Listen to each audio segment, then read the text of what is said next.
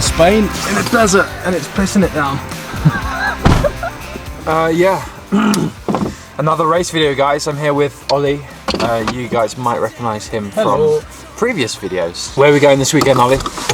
We're heading to Baza for Graveler Series Utopia gravel in the desert where Loz rode Badlands, so I've never been here before. Very excited to ride these stunning roads again. Let's get on with it.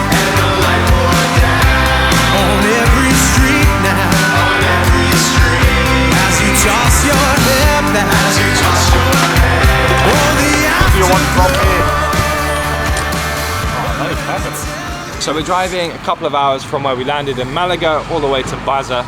We're in a little town called Granada, halfway. Not that little actually, I think it's a city. 165, right? 165k. Yep. And there's some absolute hitters here. Who's on the start line, Ollie? Mattia has to be the favourite. All of Groove are here. Nathan Haas. And there's an Olympic mountain biker. Oh yeah. It's going to be really fun. Apparently won a medal at Tokyo. Actually do. What are you hoping to get out of it? I mean, we're hoping to just survive and get round, you know? Yeah. Like, had a pretty alright day at Riva a week ago, so I'm pretty happy with the legs are, so see where it is on the European stage, I guess. All of this is basically prep for the tracker, which is obviously this week on Friday, big one. So we're hoping to just get stuck into this weekend and see what happens. Good morning. Good morning. 7 o'clock. An hour and, 90 minutes out from race. The alarm's just gone off. Time to carbo load, baby. Yeah, it's time to eat the biggest breakfast we can. So good morning, it is quite early. Didn't quite have enough sleep, but hey, race day. Oh yeah. What Lawrence is failing to tell the world is the reason we didn't get much sleep, because what time did you get nosebleed last night? Oh yeah, midnight. So nosebleed. Serious, mate. It's an aero shock morning. It's just prolonging by about 30 seconds when I get spat. That's all this is doing. These came out the bottom of the drawer from about 4 years ago. So, you know. Fair. Okay, here we go. Utopia Gravel 2024. I had an absolute nightmare on the start line. My Wahoo had some issues and I had to restart it 8 times. It finally came to life and we will go. This is the carnage of the race start. Shout out to the organiser for sending me some incredible drone shots you can see here. Straight into it, straight into the carnage, starting a little bit far back. So on the mission to try and move up and get up towards the front in this neutralised section.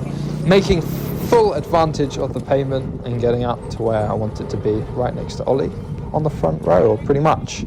We had the pleasure of a lead car coming into a few of these bends, set the pace and try and chill us out a little bit and lead us for the first 5 kilometers or so before we took this right hand after some of this crazy gravel, and then we were into the first climb of the day, which would be around 10 kilometers. For this race, you'll have a mixture of footage from Ollie's camera, who we are looking at now, and also my Insta360 camera. So it became quite clear to me pretty quickly that I hadn't done enough of the warm-up. These guys were doing well over 400 watts and probably closer to 500 watts up this climb. You can see it from Ollie's footage here, just letting the wheel go a little bit, and I was actually right behind them at this point. So the first group disappeared up the road, and we formed quite a strong chase group, as you can see here, but by the top, well over 2 minutes behind. Luckily, our group of 5 or 6 or so got together, got our heads down and started to tackle some of these amazing little trails. We were with one guy, Sam, his name is, from the UK, from the Hope team, a mountain biker. He was a good wheel to follow on those descents. It was at this point, around 3 hours into the race, approaching the halfway mark, where we hit the most incredible scenery that pretty much I've ever ridden on. Happened to be some of the same roads as the Badlands, an event that me and Liam did, an ultra race a couple of years ago. And yeah, I really remembered these sections. I mean, how can you possibly forget it? This time going a fair bit faster than we were last time, let me tell you. It was exactly at this point that someone in our group had decided that the momentum had gone a little bit, and he really put the pressure down on this descent. And the group went into single file mode, absolutely full gas, and definitely put a dent into the group ahead of us, which we weren't that far behind at this point, and splintered our group and lost a couple.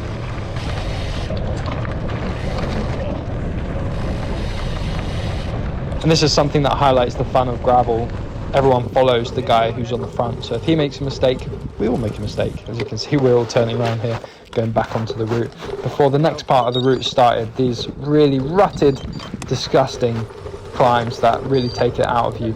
Yeah, this route was not for the faint-hearted, really, really gnarly at this point.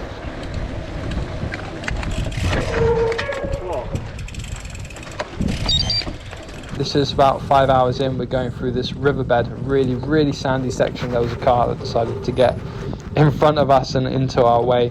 This is pretty much where my legs decided to wave goodbye to the group, and I just couldn't press anymore, and I ended up with this guy in front of me here, Adam Jordan, and we rode the last hour or so into the finish together, where at 25 kilometers to go, I was riding this little descent and I had a front blowout. I had a front puncture, tried to fix it, pulled over, gave my front wheel a few pumps, but nothing was going in. I must have had a pretty big hole, no sealant, pretty weird one, but luckily with my inserts, I was able to ride right the way to the finish and only lose 8 minutes.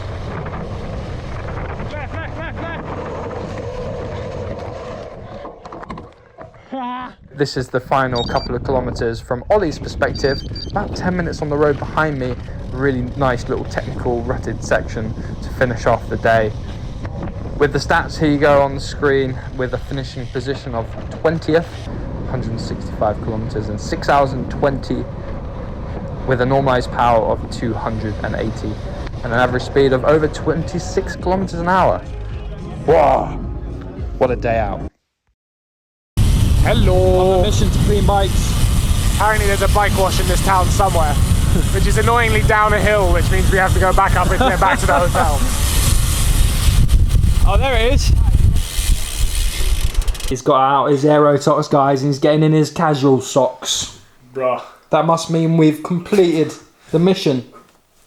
We completed the mission. How was it, bro? Mission was unsuccessful. Hey, it was awful. We've got a smile on our faces. I'm pretty happy. Yeah. But to be fair, I don't know where I came. Maybe last. This is going in. You're going to smash the whole thing. How many calories did you burn? I burned 5,500. I think enough. I think you can eat all of that and not feel guilty. Look at that. That is the proof right there, guys. Just thought I'd show you guys something I found interesting, at least. We're in the town of Baza, and apparently it's at 800 meters elevation, which means that it's like when it's in a plane, there's like pressure. So Ollie smashed almost a full extra large packet of Milka. And the vibes are pretty high, other than the fact I've just opened this and they're completely munched. Overall, have to be fairly happy with today. We don't know the result yet. Another decent day in the legs before tracker next weekend. Really, really excited for that one. We're gonna go and find a local cafe, a local restaurant here, and try and replace some of the calories that we lost. Guys, thank you so much for watching. Please like and subscribe, and we'll see you in the next one.